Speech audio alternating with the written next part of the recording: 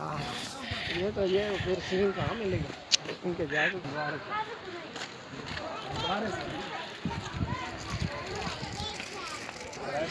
ये तो बट के मुकाम पर शादी है और इनका रवाज है कि यहाँ पे दूल्हे को घोड़े पे बिठाया जाता है, फिर उसकी सैर करवाई जाती है, बल्कि दुल्हन के घर तक ले जाना तक फिर ये उसको घोड़े पे लेके जाते हैं।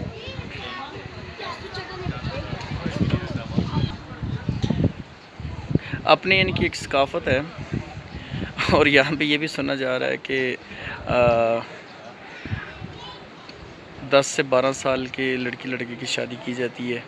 और यहाँ पे इनके यहाँ एक मज़े की बात यह है कि कोई जहेज़ का रवाज नहीं है यहाँ पे।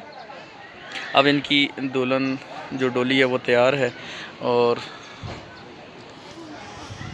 कोई इसके साथ जहेज़ नहीं है, कुछ भी नहीं है, बड़ी सादगी से एक शादी इनकी